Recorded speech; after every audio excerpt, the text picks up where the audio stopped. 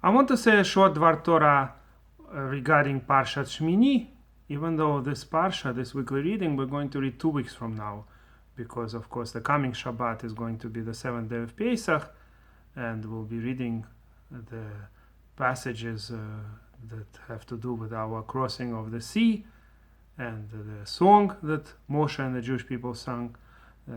We actually say it every day in Psuke de Zimra, right? Az Yashir. So this is going to be the parsha that we'll be reading the coming Shabbat on 7th day of Pesach. And then the week after we'll be reading Parshat Shemini. But we already started Parshat Shemini on, for instance, during Mincha of the last Shabbat, as always. Even on Shabbat of the 7th day of Pesach, we'll be reading the same Parsha during Mincha. Always, whenever the holidays come and 1 or 2 Shabbatot have special Parshiot, we still read during Mincha the Parsha of the coming regular Shabbat. So we already started Parshat Shemini basically, and therefore I think we can start discussing it already. And I wanted to just mention one interesting idea, which also has to do with the Pesach Seder we just had. Of course, during Pesach Seder, when we dip what's called Karpas, the Talmud never calls it Karpas, by the way. The word Karpas is a Talmudic term for one of the vegetables, a specific vegetable. Maybe it was celery.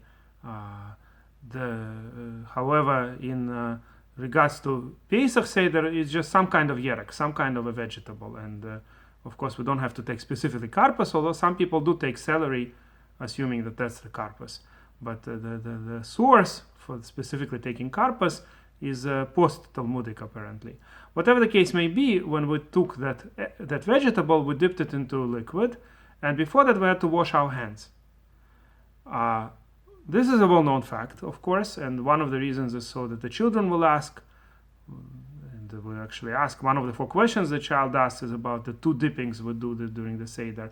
But the more general law is less known, and that is that any time we eat something that's dipped into liquid, or is wet basically, let's say you wash an apple and you don't dry it fully, if it's a little bit wet, you have to wash your hands.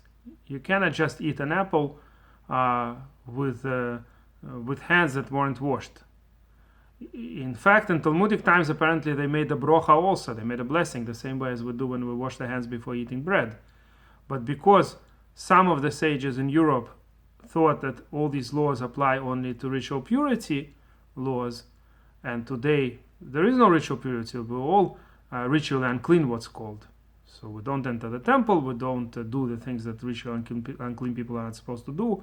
The Kohanim today, the descendants of Aaron, do not eat truma. All those things of whatever the ritual purity laws that used to apply, almost all of them are irrelevant today until we have a way to purify ourselves, and this is going to be probably after Mashiach comes, when the temple will be rebuilt. So in the meantime, the only laws of purity that apply are, of course, the laws of Nida, that our women go to the mikvah, and also the laws that we wash our hands before eating bread. But the washing of the hands before eating something that's dipped into liquid, that actually is not kept throughout the year by a lot of Orthodox Jews. A lot of people rely on the opinion that in our day, when we don't practice ritual purity, these laws don't apply. But there are a lot of opinions, including the Shulchan Aruch, the main code of Jewish law, that say that we do make the washing, the Netziot Yadayim, we just don't make the bracha, the blessing, because of the uncertainty whether it applies in our day. As often happens, whenever we're not sure about a certain mitzvah, we do the mitzvah, but we don't make the bracha. So in particular, the washing of hands before eating something that's wet, that was dipped into one of the 7 liquids. By the way, it's not every liquid. If something has, for instance, apple juice, natural apple juice, you wouldn't have to wash hands. It's only specific liquids. The most common of the ones are water, milk, and olive oil, and grape juice or grape wine. Those are the types of liquids that if something was, some fruit or some other food was in those liquids, you have to wash the hands. By the way, many sages say that if it's a kind of cooked food like soup or something similar, you do not have to wash the hands before that, since those foods are always eaten with a spoon. But foods that are normally eaten with hands, or can be eaten with hands, like an apple, even if you're planning to eat it with a spoon somehow or with a fork, it's not going to help. So unless you want to dry the apple, there is a way to just wipe it. But if you don't do that, you cannot eat it without washing hands, unless you follow the opinions, as I said, that nowadays this law doesn't apply. So on Pesach Seder, everybody follows the strict opinion because there are other reasons to wash the hands when we dip the karpas. But throughout the year, a lot of people are lenient, especially among Ashkenazim. Whatever the case may be, I wanted to mention that the source for this has to do with our weekly reading, actually. You see that water and liquids in general have a greater tendency to spread uncleanliness. To a large extent, it's true even in physical sense. I mean, these laws of ritual purity, they're certainly spiritual laws.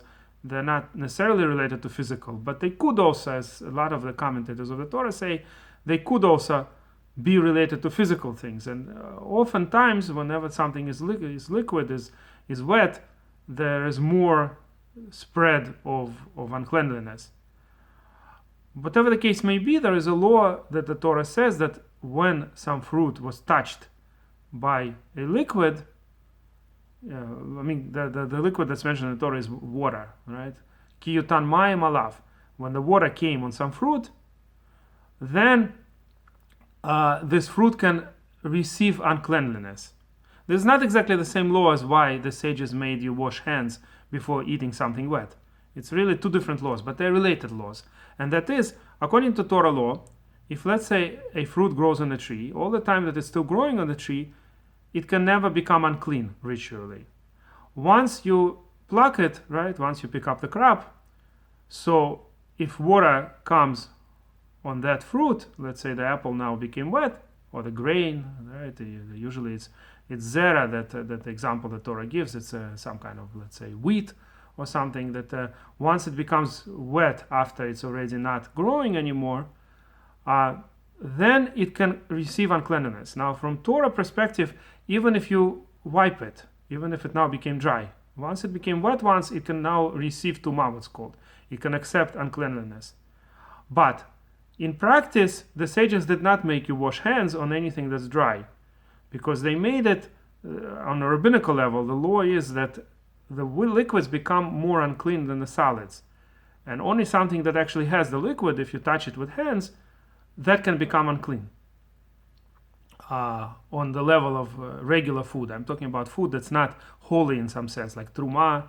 All these laws are incredibly complicated. There is a large part of our law that doesn't apply today for the most part, that deals with the ritual purity. And those laws are some of the most complicated. It doesn't have the Babylonian Talmud. It doesn't even have the Jerusalem Talmud. All it has is Mishnayot and Toseftot, and some parts of Babylonian Talmud sometimes discuss certain laws. So the Rambam wrote that it's very difficult to understand those laws. Indeed, they're called dat in a certain sense, understanding, right? To understand those laws, you need a lot of understanding. So I'm not going to go, of course, into all the technical details. But all you have to know for now is that the gezerah, the decree that our sages made, is that any food that can be normally eaten with hands or touched by hands, if it's a wet kind of food, you're not allowed to eat it without washing hands prior to doing this.